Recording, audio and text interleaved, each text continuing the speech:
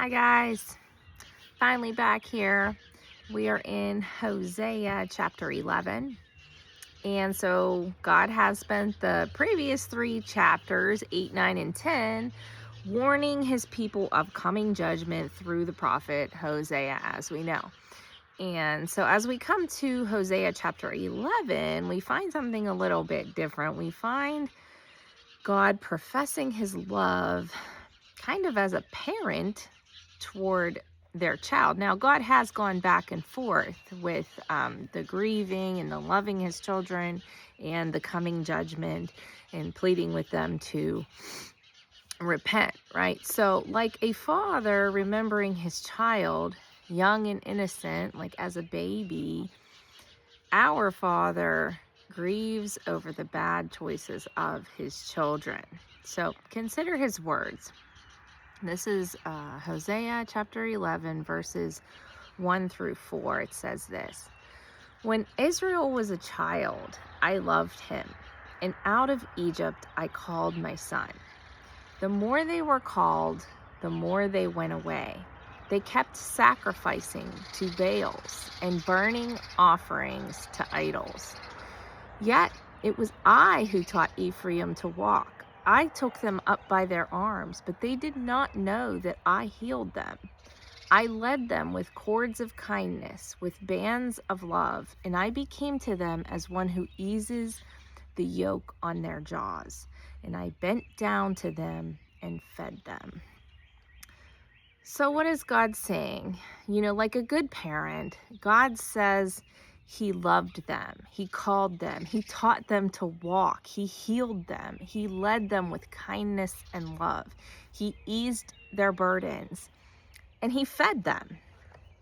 All the things that we do for our young children, God did. So God reminisces all of these things, basically like through their childhood. This is what I did for you.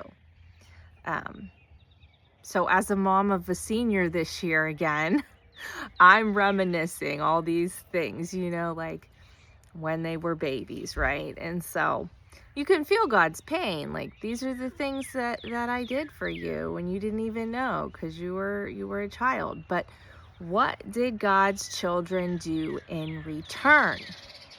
The text tells us that they went away. They worshiped other gods. They sacrificed to idols. They did not know that he was their healer. They refused to return to him. They listened to the wrong counselors and the wrong voices, and they turned away. So how grieved is a parent when they've loved this little baby and this little child and brought them up their whole life, doing all of these things, trying to do the right things for their children, only to watch them as they come of age to do all the wrong things, to turn all the wrong ways, to rebel, and to just go down all of the paths that you've taught them not to go down. So this is how God is feeling. This is this is why he's grieving over his children. God feels the same way when we do those things, when we rebel against him, when we turn away from all of the good that he's given to us.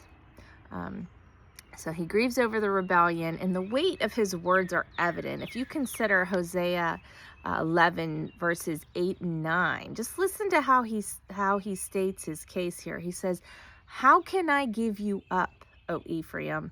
How can I hand you over, O Israel? How can I make you like Admah? How can I treat you like Zeboim? My heart recoils within me. My compassion grows warm and tender. I will not execute my burning anger. I will not again destroy Ephraim, for I am God and not a man, the Holy One in your midst, and I will not come in wrath." So God is saying, like, he can't bear to destroy his children. Who could, right? How can I give you up? How can I hand you over to these enemies? God is grieving. Admah and Zeboim were cities that were destroyed with Sodom and Gomorrah. So he's saying, I can't bear to destroy you like I did Sodom. I can't do that again, right? Instead, God says Assyria is going to be your king, right? You're going to be exiled instead, basically. And one day, you know, hopefully you're going to return and come back to me. And so, though he will judge them for their treachery and their rebellion, his ultimate goal is restoration, not destruction. So, and every good parent's goal for a wayward child is restoration, right? No matter how far our children stray away from the truth or all of the things that we taught them or hope for them, our hope is always a good life, happiness, reconciliation, and goodness for them. God is the same. God is the same. Interestingly, I thought this was funny. In verse 9, God distinguishes himself as God and not a man. But this chapter, all this chapter does is remind me of how much he is like us in this way, like as a parent with their children. So I think the differentiation comes, however, because men, people, humans often seek revenge when they are wronged or gone against, while God seeks only salvation for those who are lost. And so when it's our child, though, even us, even vengeful humans often seek restoration, healing, and reconciliation rather than revenge and repayment, right? So being the child makes the difference. So this chapter shows us that these acts of rebellion and self-destruction are hard to watch, right? Even for God. They're hard to watch, especially when you've raised a child, when you've raised a baby from the time they were born, and they become entrenched in these rebellious ways and these self-destructive ways that are bad for them. And it shows us here in Hosea 11 that even a mighty and all-powerful, all-knowing God is grieved and pained. His heart recoils within him, right? Over these things with his child. So he knows how we feel, in other words, right? He knows how we feel. He's been where we are in this type of situation. And so, though punishment for a rebellious child is sometimes necessary, right? We reap what we sow. Even if parents don't punish, the world generally does when we go astray. But no parent likes to punish their child, and not even God, our Father, wants to punish us. He wants to discipline us and teach us so that we find the right path and we find love, healing, and happiness in our life, right?